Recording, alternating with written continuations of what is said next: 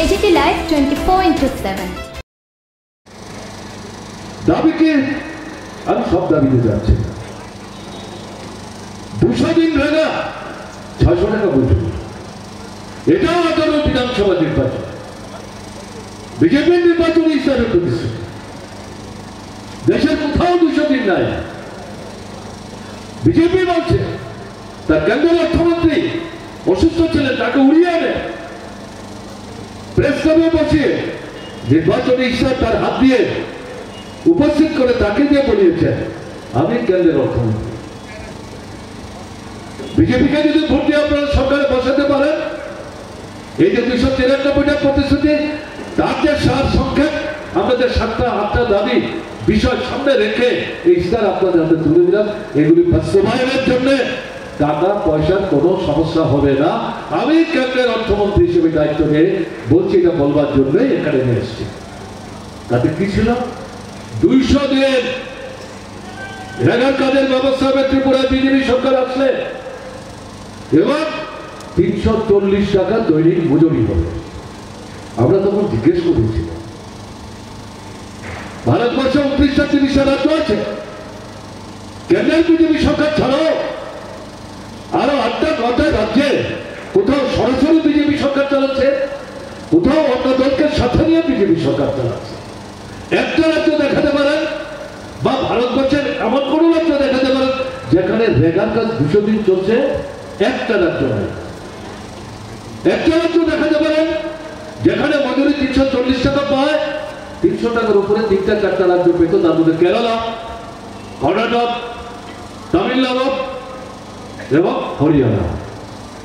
তারা 340টা 300 থেকে কিছু বেশি এই পরিস্থিতিতে দাঁড়িয়ে আপনারা যে কথাগুলো বলছেন ত্রিপুরায় বিজেপি সরকার তৈরি হতে পারলে পরে আপনারা 200 দিনের কাজ 340 টাকা মজুরি দেবেন বামফ্রন্ট সরকারের পক্ষ থেকে কেন্দ্রীয় সরকারের কাছে এক এক রাজ্যে এক এক রকম মজুরি তারা তাদের মতো করে সুবিধাজনক সেখানে মজুরি হার নির্ধারণ করার ফর্মুলা বানিয়েছে আমরা বললাম আপনার যে কোনো ফর্মুলা আপনি বানান ত্রিপুরায় তো শিল্প নাই কল নাই কারখানা নাই আগে সরকার কোনো কিছু করেনি আমরা এগুলো করবার জন্য চেষ্টা করছি কৃষি পেছনে পড়া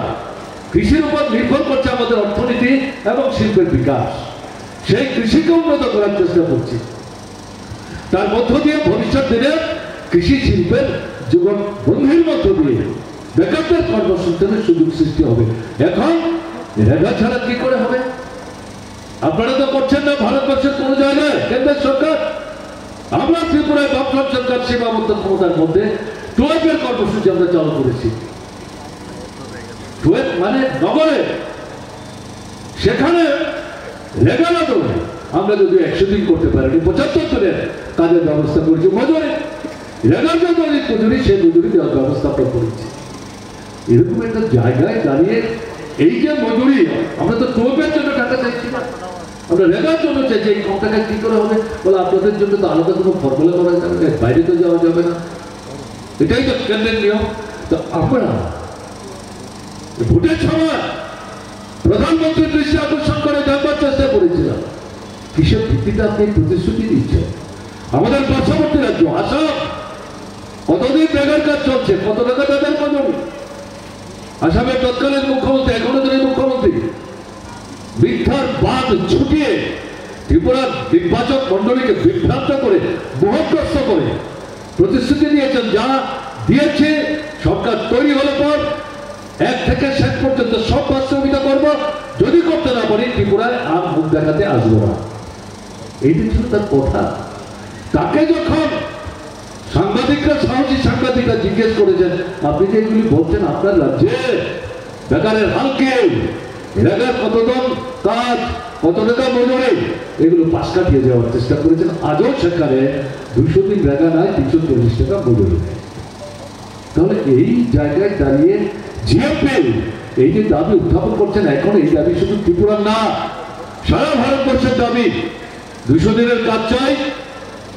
গ্রামের রেগার কাজ শহরে এটাকে সম্প্রসারিত করো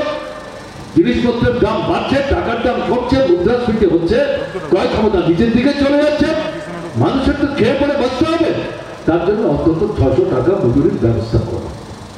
কোথায় এই সরকার? এই সরকারের কোনো ভ্যালু নেই। বামফ্রন্ট সরকার গড়ে 85 থেকে 54 পর্যন্ত বছরে রেগার কাজ সৃষ্টি করেছে। ভারতবর্ষের মধ্যে প্রথম 5টা রাজ্যের মধ্যে অন্যতম ত্রিপুরা। কোনো বছর 1 নম্বর স্থান অধিকার করেছে ত্রিপুরা।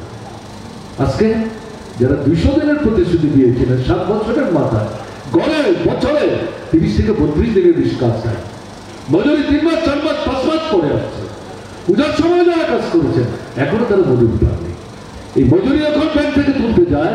মন্ডলের লোকরা, যারা কাজ না করে নাম ঢুকিয়ে ব্যাংক থেকে বেআইনিভাবে টাকা তুলছে। তারা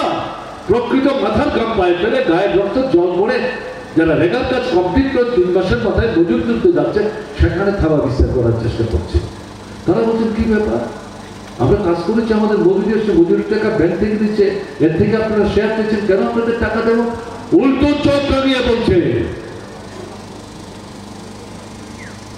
আবার যাবেন তো কাজের জন্য, তালিকায় আপনাদের নাম থাকবে না, মনে থাকবে। বুঝতে পারছেন?